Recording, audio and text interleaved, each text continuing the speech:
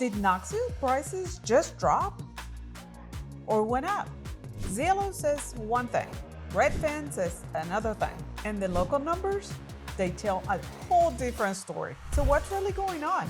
Are sellers freaking out, or are we just finally getting back to normal? And today we're gonna break down the real deal James Neal. We're gonna talk about pricing, we're gonna talk about inventory, we're gonna talk about how long homes are sitting, and more importantly, and I know everybody's favorite, we're gonna talk about what the interest rates are doing. So sit tight, especially if you're thinking about moving to Knoxville this fall.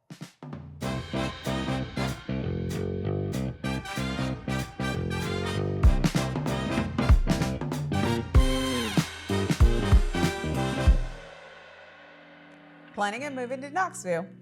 Just book a quick Zoom call with us. The description is down below. We will walk you through neighborhoods, schools, commute, all of these options just based on where you want or need to be living. If this is your first time in the channel, subscribe below and tap the bell for notifications so you can be the first one to know about the current market in Knoxville, Tennessee. I'm Hilmar. And I'm Christian with Castillo Realty, and we help people just like you every single day. So whether you're moving in 9 days or 9 months, we'd love to help you make a smooth move to Knoxville, Tennessee. All right, let's talk about the confusion, right? Why don't these headlines necessarily match? Let's talk specifically about Zillow. They have our average home value here in Knoxville flat rate of going up 0.3% year over year.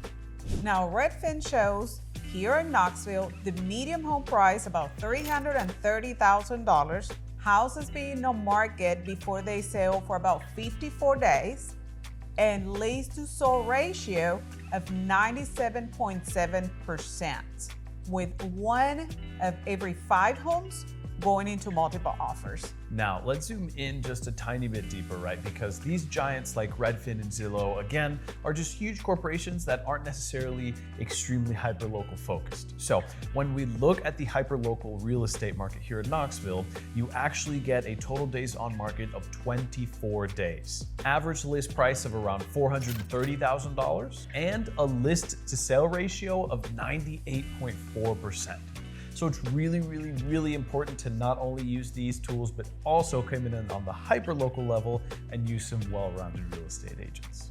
Different numbers, different lenses. And a quick myth buster. Tennessee is not a non-disclosure state, meaning that all of the sales are public in the state of Tennessee. This is why we lean heavily into local data, close sale numbers, and not just estimates. Let's take a look at the Knoxville market itself, right? Inventory right now is on the rise, which is a good thing, but if gone too unchecked, let's say, that could be a bad thing. Knoxville Metro just had under 3,400 active listings. This has been climbing since early spring. This is great news for buyers, but should also be a wake-up call to sellers who are trying to price like it's 2022 and inventory is 14 days, right? Not the case anymore. Here is a key detail. Median list price was about $460, but actually sold price in the city of Knoxville was $440. Where is the gap? It is all about the micro markets, negotiation, and pricing strategies. Now remember, list price does not necessarily reflect sold price. So you may be asking yourself, what does this mean for me as a buyer or me as a seller? For you buyers out there, this means that you now have more negotiating power. You can really take a look at asking the seller for closing costs, commissions paid, and possibly repairs. What does this mean for the seller? This really means that you should very much be pricing your home for current market and not for what you think it should be based off of a 2022 market or 2020 market. Take a look at the fact that the market is stabilizing and plan so accordingly to sell your house. Now let's also talk about interest rates. They have dipped a little bit, and as of late August, the 30-year fixed is sitting around 6.58%. That's down from earlier in the summer, and we're seeing purchasing activity picking back up. And nationally, contract cancellations have gone up to 15%. Now, we're not seeing this specifically here in Knoxville, but this does mean that buyers are finding a lot more outs than they used to before because they know there's something else out there for them to buy. So sellers, you really need to get out of the 2022 mentality and be a little bit more realistic in your pricing. Let's talk about micro markets because not all parts in Knoxville move the same way. Downtown, for example, jumped 27% year over year. And in July, the median home price was about $579,000. But those homes took longer to sell, about 81 days. Now, condos and lofts are a big factor. Meanwhile, zip code areas like 37909 saw a 12.6% decrease year over year. But just up north in 37918, prices inched up by 2.2% and a median sales price in that area of $345,000. And this is the main reason we always run street level comps and not just go by the major headlines because everything is just so different and hyper local. If you're relocating to Knoxville, let's hop into a Zoom call. We'll screen share comps, school zones, commute times, everything you need before you make an offer.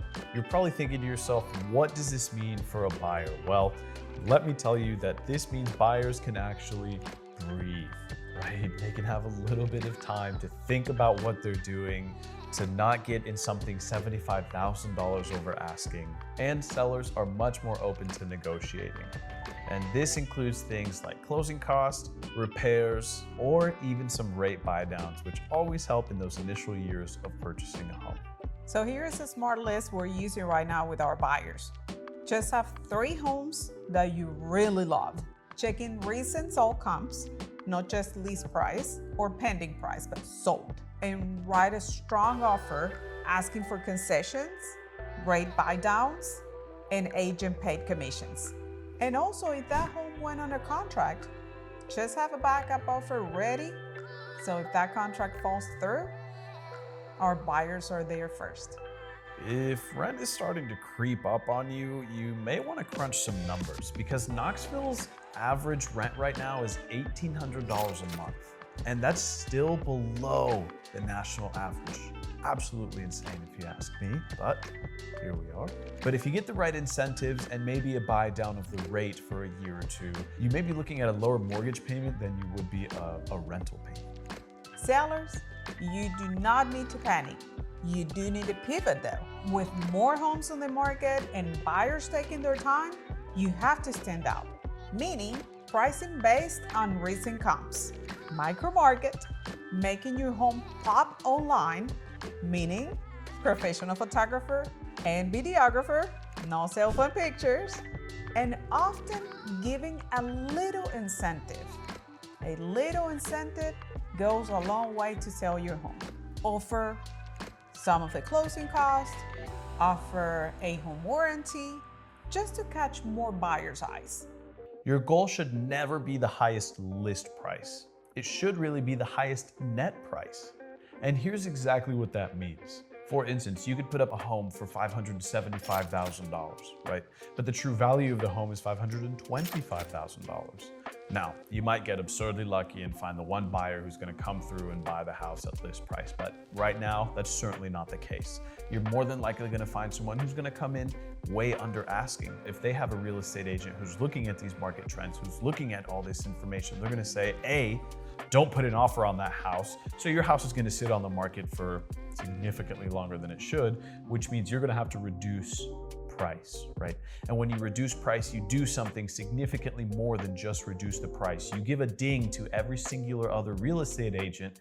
Now they have the negotiability with you, the upper hand in the negotiation. Because they knew you were over just to be over. And now you are right at the price, but you still have to negotiate and you will have to pay the price of making the mistake. Right, because at the end of the day, you're probably going to get an offer for lower than what you're already lowered it to, and you're more than likely going to have to pay commission for the other agent and closing costs for the buyer. So Let's say you started out at $575, you lowered it down to $525, which is what it should have been to begin with, but now you're having to pay out commission and closing costs and probably a lower price. So instead of getting a $575 price, you really ended up getting a net of, let's say, $450, $475, right? So really, really think about where you're putting your price to begin with, because the first week of selling your house is the most important one to make sure you sell where you need to.